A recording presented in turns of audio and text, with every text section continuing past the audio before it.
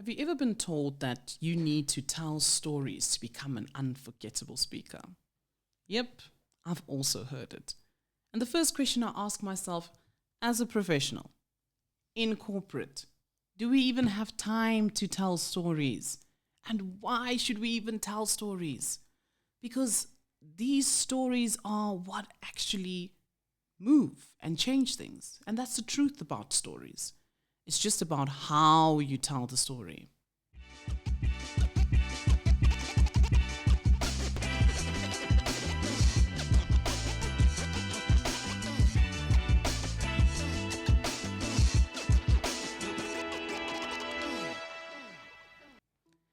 Imagine standing in front of your colleagues and you say on a Monday morning meeting, "Good morning, everyone. I'd love to tell you a story."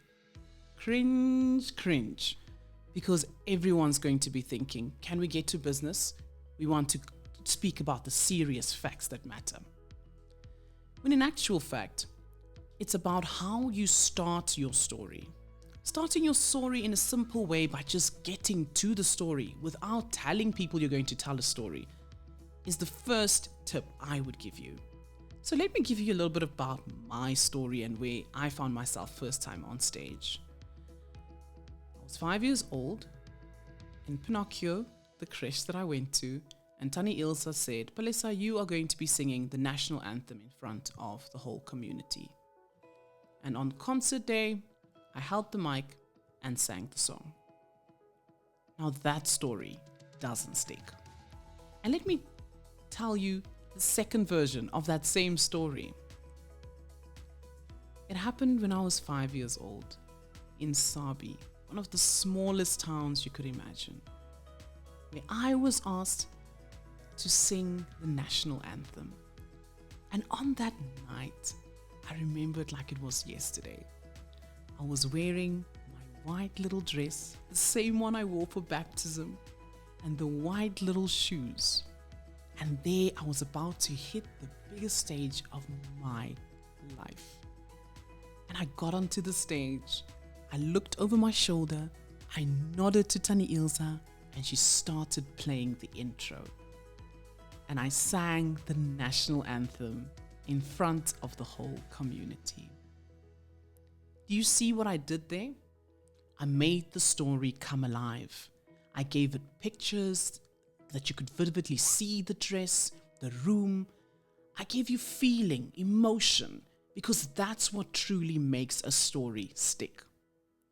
So the first thing you want to do as you tell your stories, even at work, yes, to the MD and the CFO, is to remember that stories stick not because we have given the facts, but because we've relayed the picture. We've made the picture become clearer. So it's not about, let me just tell them we had 5 cans and now we have 7 cans. What's the journey that we went on before getting there? What were the emotions? What did the team go through for it to become the solution? Especially when you're speaking to your prospective clients and you want to wow them with this product offering. You want to ensure that you take them on a journey, because stories can be retold. But when you tell them the facts, everyone's just politely going to nod along and tomorrow not remember even 10% of what you've said. But when you tell a story, the person can tell the story to the other people and the story gets transferred. The same way we've heard so many stories being transferred over generations. The best TED Talks we've all watched had their greatest hook sit in the story.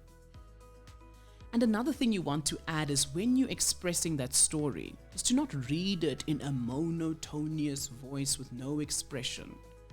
You want to ensure that you go to the place that you're speaking about. You want to be the one that gets excited when something was excited. You want to be the one that gets mystical when things are mystical. Because when you do that, you create the feeling that your audience feels. When we watch movies, they do it well with that cinematic music. It's the music that determines how we feel about what we're watching. And your voice becomes the music while you tell a story. Using variation in that story is what helps the audience to go along with the message that you're sharing. And then the last one I'm going to give you is the one that most people fear. And this is ensuring that you ask thought-provoking questions for your audience to feel like you're speaking to them and you've put them in the story. One of the things a very good story has is rhetorical questions. Rhetorical questions are the questions that just ask the person, entertain this thought.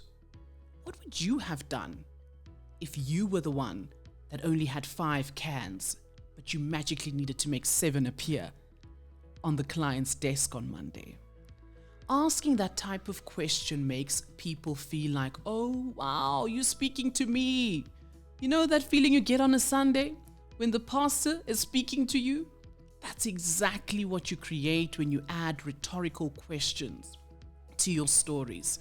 So you want to bring your audience into the story by not just telling it and finishing, by telling it, pausing, creating that moment for them to imagine themselves in it, and asking these rhetorical questions that make the story their story. Because we all remember the things we participated in more than we remember the things we didn't participate in. So yep, let me run you again through these 3 amazing keys. First of all, don't tell them you're about to tell a story, because you create an expectation and then from there it makes people think, oh no, let's get to business. You ideally want to get into the crux of your story. And that way you command the room, but you also leave them wondering, and then what happened? And then what happened? As you relay your story. And then you want to ensure that as you're telling your story, you add the emotion. You be the storyteller. You go to the places that you are describing.